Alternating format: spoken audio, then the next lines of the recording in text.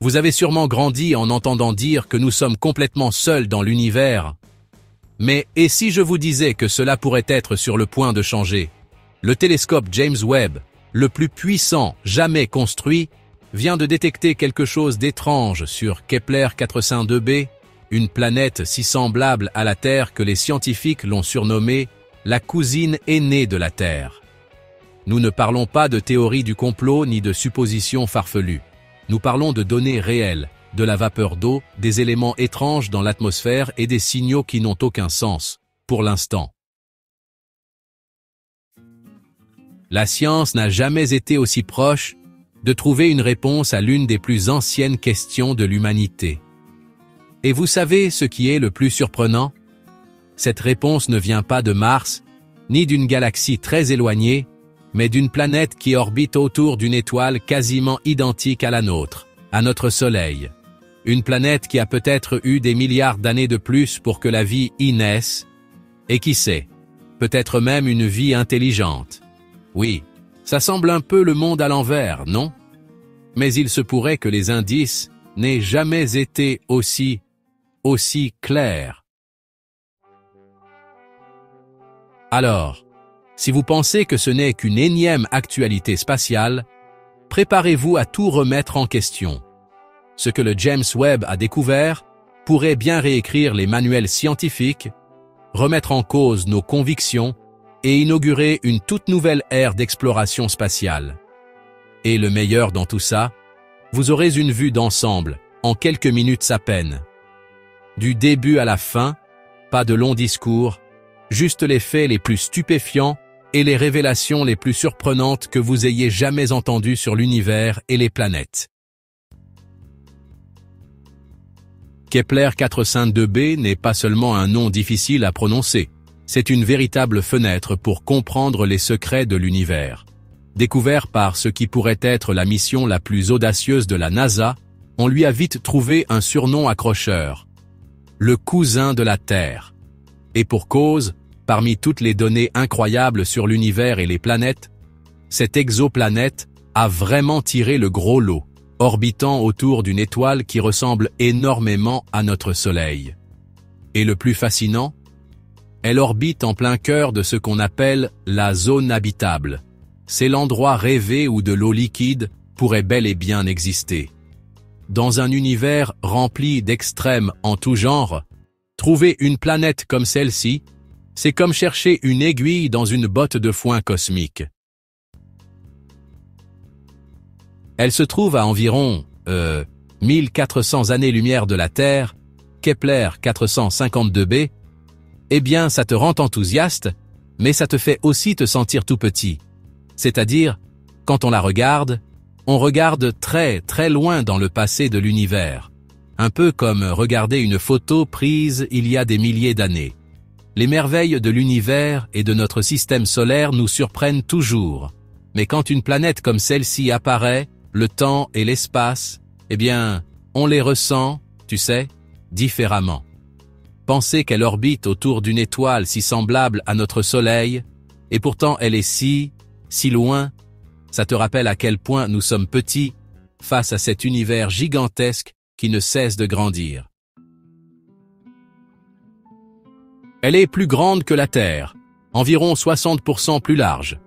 Et cela nous donne déjà des idées très intéressantes sur ce que pourrait être sa gravité et quel type de vie pourrait s'y trouver, habitué à ces conditions. Mais ce qui passionne vraiment les astronomes, et je vous le dis, moi qui suis l'un d'eux, c'est que c'est le premier monde rocheux que nous ayons trouvé orbitant autour d'une étoile semblable à notre Soleil, dans la zone boucle d'or. C'est comme si l'univers nous avait laissé un indice au milieu de toute cette quiétude cosmique, quelque chose comme une invitation à déchiffrer les mystères de l'univers un peu plus en profondeur. Et s'il y a un indice, eh bien cela nous donne encore plus envie de continuer, en cherchant plus en détail comment elle a été découverte. Eh bien, il y a un certain temps déjà, en 2009, la NASA a lancé ce très grand projet appelé la mission Kepler. Son objectif était immense, explorer le ciel, à la recherche de planètes très très lointaines, au-delà de notre système solaire. Et figurez-vous, ce n'était pas une recherche ordinaire. Pas du tout. L'idée principale, c'était de trouver des mondes, n'est-ce pas?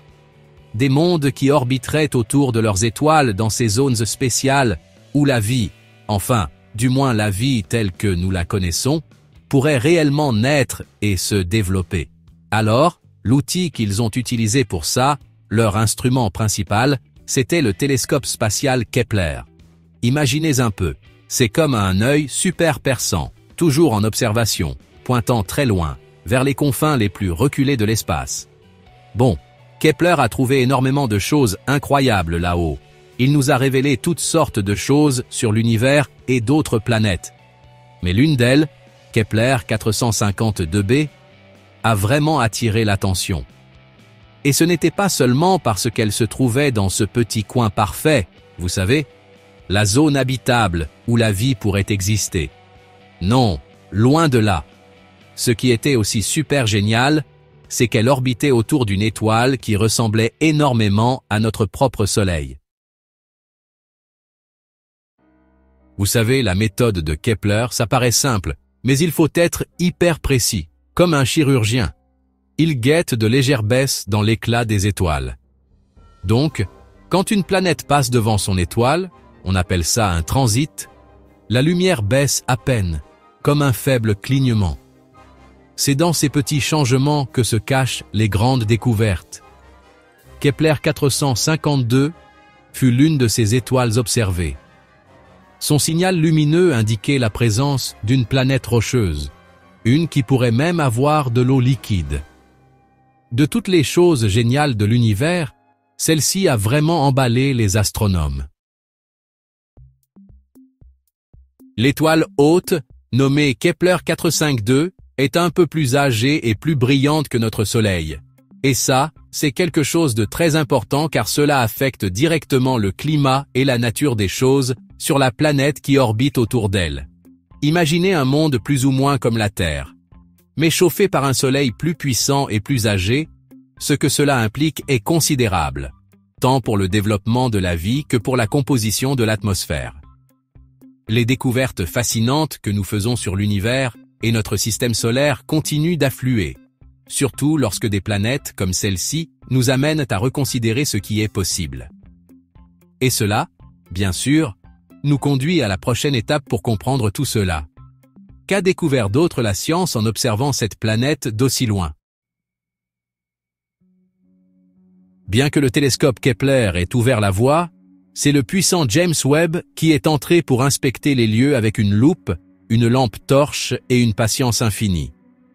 Ce télescope, qui ressemble davantage à une sorte d'oracle technologique flottant et scellé dans le silence du cosmos, a été conçu pour étudier les atmosphères des exoplanètes.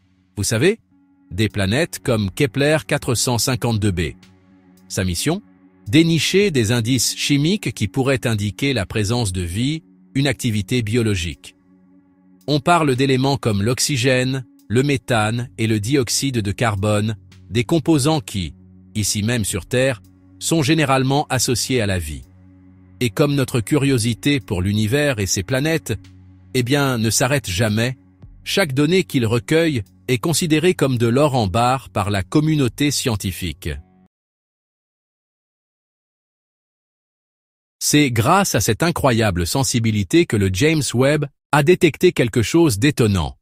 De la vapeur d'eau dans l'atmosphère de Kepler 452b.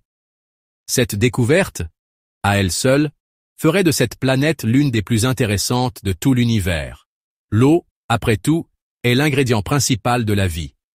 Alors, partout où nous en trouvons, on commence à se demander s'il pourrait y avoir des êtres vivants. Mais le télescope est allé encore plus loin. Il a également commencé à examiner des éléments tels que sa température de surface, la pression atmosphérique et les composés chimiques de son atmosphère. Tous ces éléments réunis nous donnent une idée de ce que ce serait de s'y promener, de respirer l'air, si tant est que ce soit possible, ou même de contempler le ciel sous un soleil différent. C'est incroyable de penser que, même à 1400 années-lumière de distance, on puisse tant apprendre d'une planète, uniquement grâce à sa lumière et à ses algorithmes.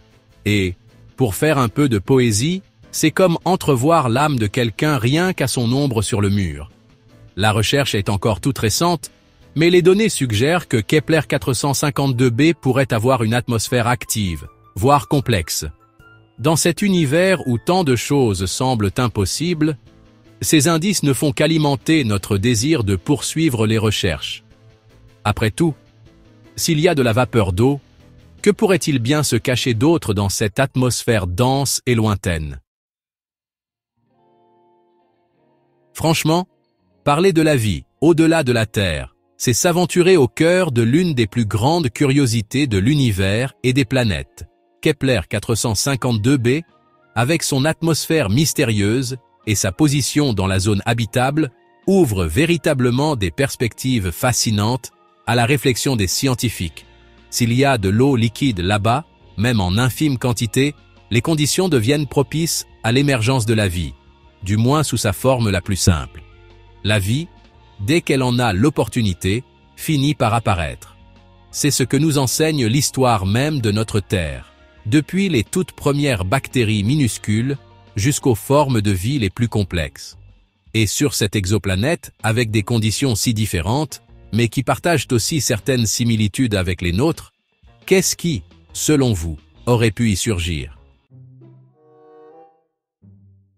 Alors, si Kepler 452b ressemble vraiment à la Terre, mais que sa gravité est environ 1,5 fois plus forte, la vie là-bas aurait été très différente.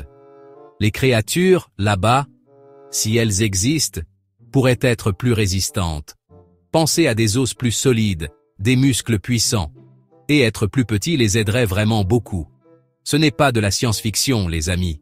C'est juste la simple évolution qui fait son travail, comme on le voit avec les animaux qui vivent dans des conditions difficiles ici sur Terre.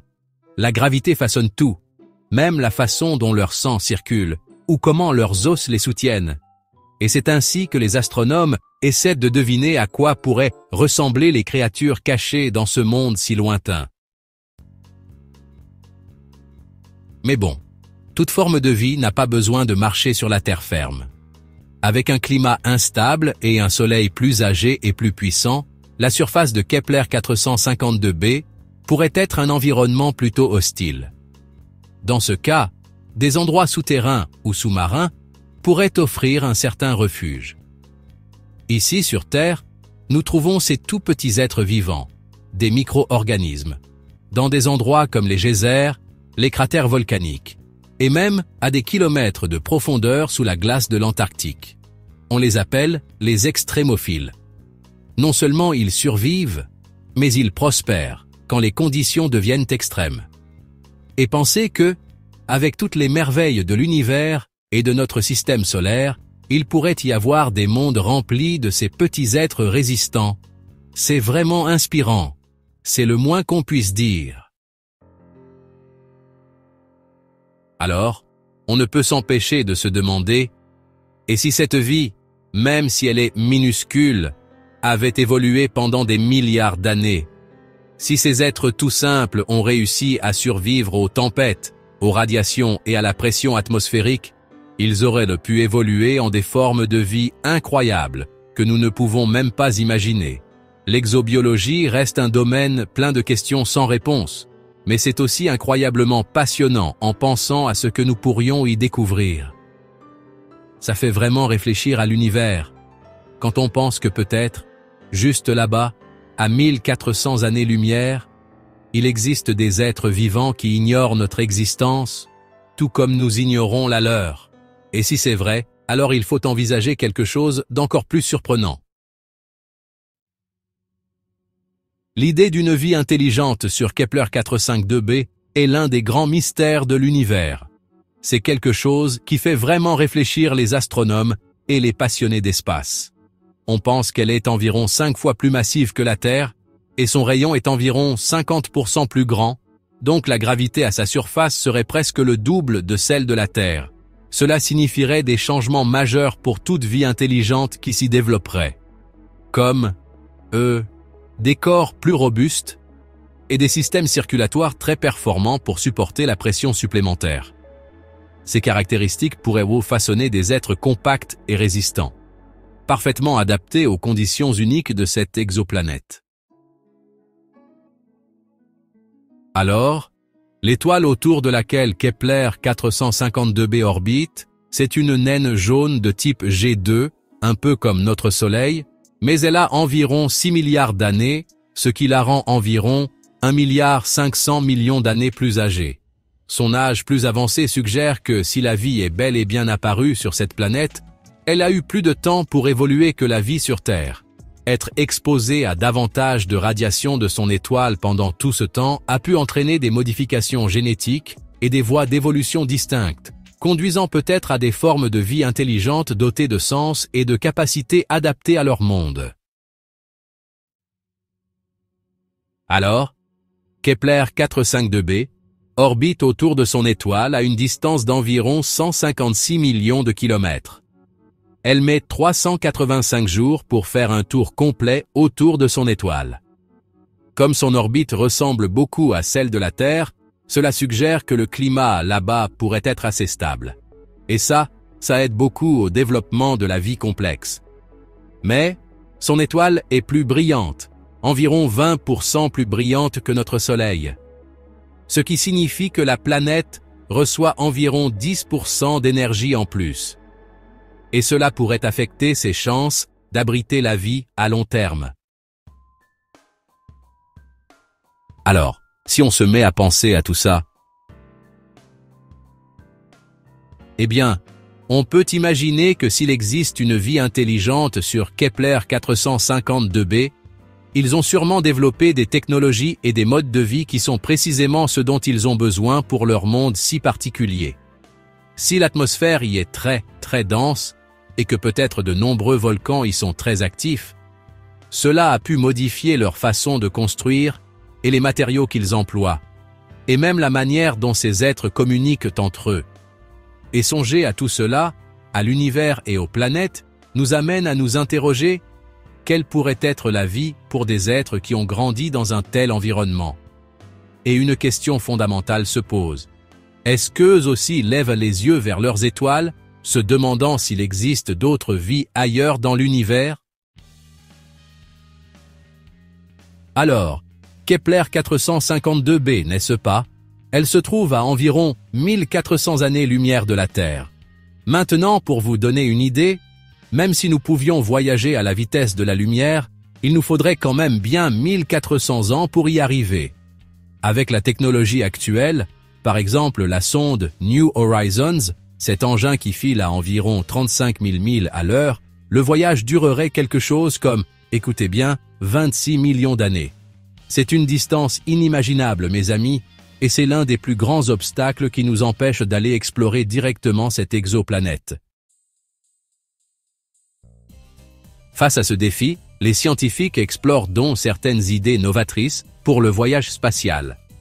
L'une de ces idées est le moteur à distorsion. Un concept proposé par Miguel Alcubierre en 1994.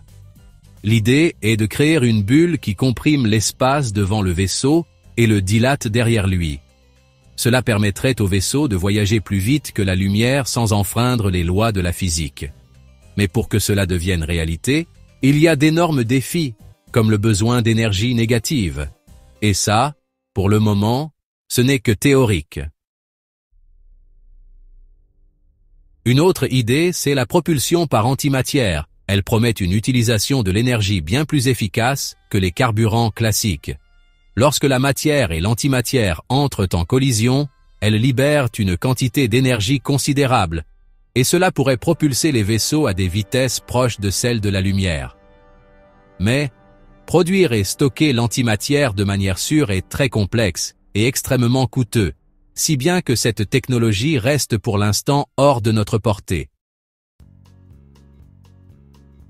Les trous de verre, que l'on imagine être des sortes de raccourcis à travers l'espace-temps, sont également envisagés comme un moyen de voyager entre les étoiles. Même si les mathématiques disent qu'ils pourraient exister, nous n'avons pas prouvé qu'ils existent réellement, ni s'ils pourraient rester ouverts. De plus, Créer ou utiliser un trou de verre nécessiterait des conditions extrêmes et l'utilisation de ce qu'on appelle la matière exotique. Et nous ignorons même ce que c'est, ou si nous pouvons nous en procurer. Donc, même avec toutes ces idées géniales, l'exploration de Kepler 452b reste, pour l'instant, bien au-delà de ce que notre technologie actuelle permet. Tu sais, avec tous ces mondes qui existent, là, dans les profondeurs du cosmos, seuls quelques-uns nous enthousiasment autant que celui qui nous rappelle, à bien des égards, notre propre foyer. Notre curiosité pour l'univers et les autres planètes est vraiment piquée quand on en découvre une qui orbite autour d'une étoile assez semblable à notre Soleil, à une distance comparable, et qui met à peu près le même temps pour en faire le tour, tout comme la Terre. Une telle découverte, ça fait vraiment parler, et pas seulement les scientifiques, tu vois? Ça donne des ailes à l'imagination de tout le monde. Au fond, ça fait réfléchir, non? Pourrait-il y avoir d'autres endroits comme le nôtre, flottant simplement quelque part, attendant d'être découverts? Malgré toutes ces similitudes passionnantes, nous sommes encore à 1400 années-lumière de pouvoir concrétiser le moindre projet de visite. La vitesse à laquelle voyagent nos sondes actuelles, comme la New Horizons, eh bien, ne nous permettrait pas d'effectuer ce voyage en moins de 26 millions d'années. Ceci indique clairement que la voie n'est pas physique, mais plutôt d'ordre technologique et scientifique. Pour l'instant, nous ne pouvons qu'envoyer notre regard et nos ondes radio, en ayant confiance que des télescopes comme le James Webb nous dévoileront les secrets de l'univers là où nos pieds ne peuvent encore se poser. Le James Webb a été d'une grande aide dans cette tâche immense. Grâce à ses optiques ultra performantes et ses capteurs thermiques spécialisés, il peut analyser l'atmosphère des planètes lointaines à la recherche de signatures chimiques qui, pour nous, sont des indicateurs de vie potentielle.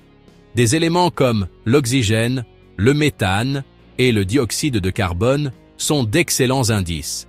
Et même s'ils ne prouvent pas l'existence de la vie, ils nous aident à reconstituer le puzzle pour savoir si ces mondes pourraient être des foyers, nous offrant de nouvelles perspectives et nous aidant à en apprendre davantage sur l'univers et notre propre système solaire. Mais la question qui flotte véritablement dans l'air, presque comme un murmure constant tout au long de notre quête, est de savoir si nous sommes seuls dans cet espace si vaste et ouvert. Le fait que des mondes comme celui-ci existent nous rappelle que l'univers est bien trop vaste pour n'abriter qu'une seule histoire de vie. Parmi tous les mystères qu'il recèle, le plus grand de tous est peut-être celui-ci. Y aurait-il quelqu'un, quelque part, très, très loin, qui, lui aussi, essaie de nous trouver? Maintenant que tu as découvert les aspects les plus intéressants de Kepler 452b, prends un instant pour réfléchir. Cela change-t-il ta façon de voir l'univers et la place que tu y occupes? S'il y a vraiment une chance qu'il y ait de la vie ailleurs, et qu'elle soit plus proche qu'on ne le croyait, alors, pourquoi continuons-nous d'agir comme si nous étions le centre de l'univers entier? Sommes-nous vraiment prêts à accepter que nous ne sommes pas seuls? Ou est-ce que nous restons accrochés aux idées d'antan, alors que l'univers nous hurle de nouvelles vérités? La science progresse très, très vite. Pendant que vous regardez cette vidéo, de nouvelles informations sont collectées, de nouvelles atmosphères sont étudiées et, qui sait, peut-être que des signaux plus clairs sont en train d'être envoyés. Voulez-vous seulement entendre parler de ces choses une fois que tout le monde est déjà au courant? Ou préférez-vous faire partie de la génération qui découvre les secrets de l'univers au moment même où ils se dévoilent? C'est à vous de décider, mais tout commence par une décision simple. Alors, si ce qu'on vient de te raconter t'a fait réfléchir, ou a piqué ta curiosité, ou t'a permis de voir l'univers sous un jour entièrement nouveau, alors ne laisse pas passer ça. Laisse un commentaire juste en dessous pour nous dire ce qui t'a le plus marqué. Partage cette vidéo avec tous ceux qui, comme toi, sont fascinés par les merveilles de l'univers et programme-toi un rappel. Et surtout, n'oublie pas de cliquer sur la petite cloche. Car la prochaine vidéo pourrait bien contenir cette réponse que tu attends tant. Et crois-moi, tu ne voudras surtout pas manquer ça.